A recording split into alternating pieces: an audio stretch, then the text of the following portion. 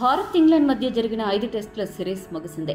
కొంతమంది కీలక ఆటగాళ్లు లేకపోయినా కూడా యువ ఆటగాళ్లను అద్భుతంగా నడిపించి భారత్ జట్టు ఈ సిరీస్ సొంతం చేసుకునేలా చేశాడు కెప్టెన్ రోహిత్ శర్మ.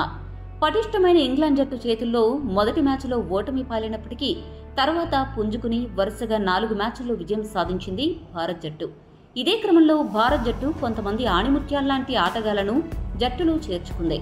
వారంతా కూడా అవకాశాలు దక్కగానే వచ్చిన అవకాశాన్ని 2 చేతులా అందిపుచ్చుకుని భారత్ జట్టులో సుస్థిర స్థానాన్ని పొందుకునే ప్రయత్నం చేసి విజయవంతమయ్యారు.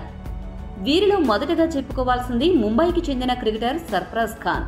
చాలా కాలంగా దేశవాళీ క్రికెట్లో విపరీతంగా పరుగుల వరద పారుస్తున్నప్పటికీ జాతీయ జట్టులో చోటు మాత్రం అందని ద్రాక్షలాగే మిగిలింది. కానీ ఈ సిరీస్లో అతడు అవకాశం దక్కించుకోవడమే కాకుండా మొత్తం 3 మ్యాచ్ల్లో 200 పరుగులు చేసి 3 అర్ధ సెంచరీలు కూడా నమోదు చేశాడు.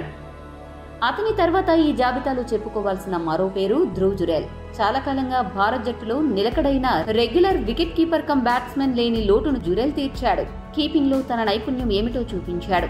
రాంచీ వేదికగా జరిగిన 4వ టెస్టు మ్యాచ్లో కీలక వికెట్లు కోల్పోయి కష్టాల్లో పడిన భారత్ జట్టును 90 పరుగులు చేసి ఆదుకోవడమే కాకుండా రెండో ఇన్నింగ్స్ లో కీలక సమయంలో 39 పరుగులు చేసి జట్టును గెలిపించాడు.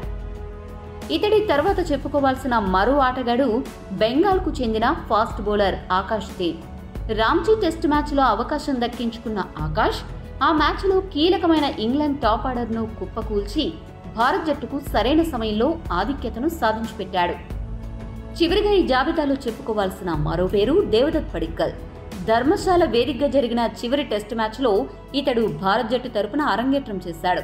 23 ఏళ్ల వయసులో అరంగేట్రం చేస్తూనే పడిక్కల్ మొట్టమొదటి మ్యాచ్లోనే హాఫ్ సెంచరీతో అదరగొట్టాడు. సరైన సమయంలో 65 పరుగులు చేసి జట్టు విజయంలో తనదైన పాత్ర పోషించాడు.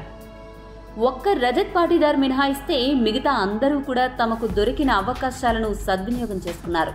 అయితే చాలా మంది ఆటగాళ్లు ఆరంభ సూర్యుడిలాగా మెరిసి ఆ తర్వాత తుస్సుమనిపిస్తారు.